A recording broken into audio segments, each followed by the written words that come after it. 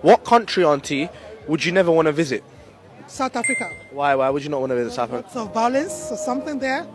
So I wouldn't love to go to South Africa. All right. That's the least. As at least, I know y'all are gonna come for me for this one. Y'all are gonna drag me for Phil through the mud, child, for this one. Y'all are probably gonna comment under this post that I'm so unpatriotic. But this is just my unpopular opinion as a South African. I think that we South Africans can be a little bit mean and a little bit bully. And before y'all come for me, because I know we use satire, okay, as a way to deal with our pain and our traumas. I understand that. But we need to start employing or applying the who, what, where method when it comes to this whole satire thing. And I'll tell you why I'm saying all of this, because I've been active on TikTok now for the past 2 to 3 months, and I've really been enjoying my experience, by the way, engaging with people's content. And I saw a couple of contents about us South Africans that I was like, could this be who they say, could this be number one? And are we who they say we are or not?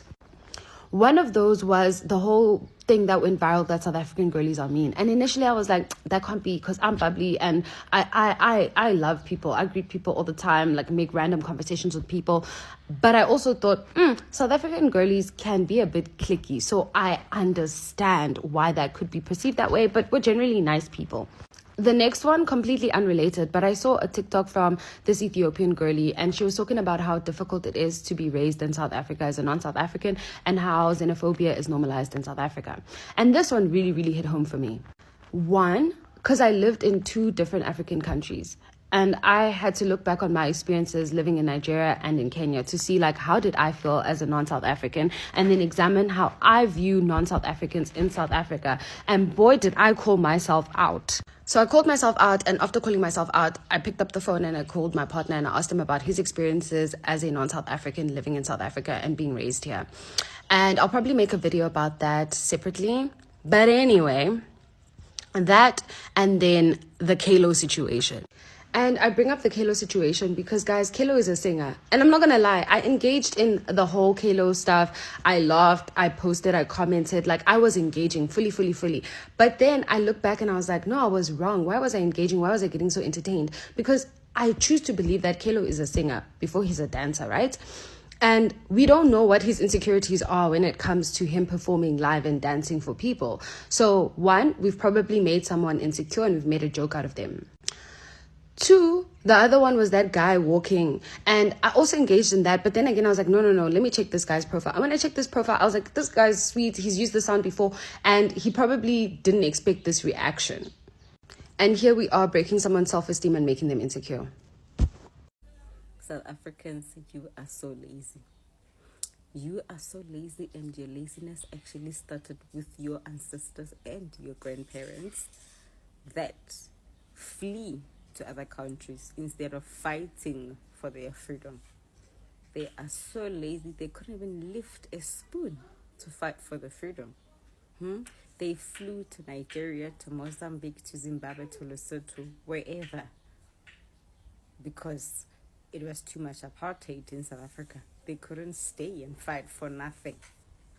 All those buildings that you see, they were not built by South Africans because they were so lazy. All these beautiful cities you see, the bridges, every single place where you go as a tourist, a legal tourist and a legal visitor that's in South Africa, and you want to go explore, it hasn't been built by South Africans. It's been built by foreigners that are built in South Africa because South Africans are so lazy. So, since you all are waiting for grants, you survive on grants. Where does the grant money come from? Is the president so rich that he gives everybody money? Is the country so rich that everybody gets money? There's no tax. South Africans don't work. They don't pay tax. Money just comes from somewhere. We don't know where the money comes from. People have got money that they get for being unemployed until they get employment. Children get money to support the kids until their parents have got enough money to support them. There is free housing, there is a free medical, there is subsidies for universities, even high schools as well. There is also subsidies for people that cannot afford RDPs, but they can afford to buy a house. Sha, where does all that money come from? Because you guys don't work and you don't pay tax. This guy knows. He knows because he says you all are so lazy and you blame your misfortune on them. The very same people that cannot hold their presidents and leaders accountable for whatever that's happening in their country. They don't have oil, they've got floods. There's just so much that's happening in their countries, but they say we are lazy. We don't work, we don't pay tax, we live on grants. How? Same people that build Limpopo houses, same people that build all those nice bridges, all those beautiful buildings that you go to shop at because of the money that you guys have, and we all know where you get your money from. I mean, taxes in the morning are not filled up. The taxi didn't fell kwa the taxi rank. I didn't about I didn't see what to go because my South Africa are lazy. Have a go bereka. Uber didn't fail. I didn't see what to go miracle. In the bus, I didn't miracle. Didn't fail at the bus station because my South Africa are lazy. Hapa tele taxi, pay me a grant. Le afada bang di weave. Le afada bang manala. Le afada bang di bev because hale berekilin. Le me se 350. I don't know. People from this country, they have so much to say about a country they know nothing about. But you know what? It is what it is. Jealousy makes you nasty. And the fact that Chris Brown, it's going to eat you up. It's giving you chest pains for days, and you're even creating fake stories to say that it's you guys that bought the tickets. Child, do you really think the stadium would be filled by foreigners? Seriously? Wake up. Stop being so delilu. So I've been in Denmark now for almost 3 months. And I have to say this. I've never felt safer in a country more than I feel here. Even more than my own country, South Africa. Cape Town specifically. I've never seen people so kind, so considerate, so human. They respect runners here. I'm a runner myself every morning. There's small roads where I stay. It's on the countryside. I've never seen people who would drive on the other side just to avoid you. I go to a supermarket. I don't have to worry about people looking at me like I'm crazy, looking at my hair, judging me. South Africa is more racist. South Africans are a bit weird for having a type of meat called a Russian, because imagine if Russia had a type of meat that they call a South African, go buy me a South African.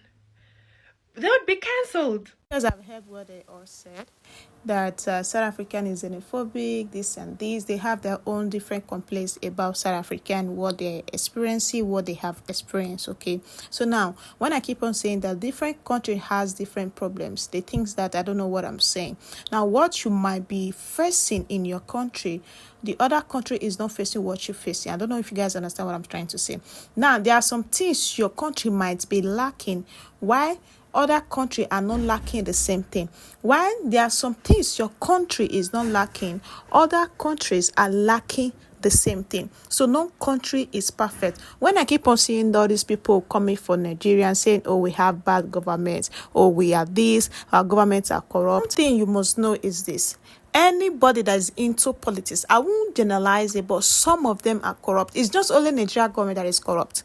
Even your government in your own country are corrupt. But the fact that they are not bringing it out on social media, they are not talking about it, does not mean that it's not happening. Okay, so we all should just leave all these whole talks of, oh, Nigerians are this, Nigerians are that.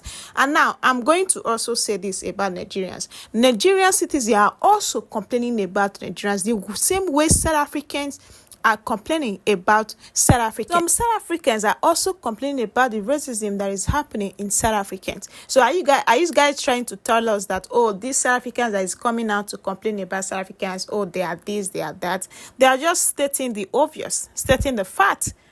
So we should stop that narrative of, oh, Nigerian is this, Nigerians are that, they have bad government, oh, they are into this, oh, they are into that.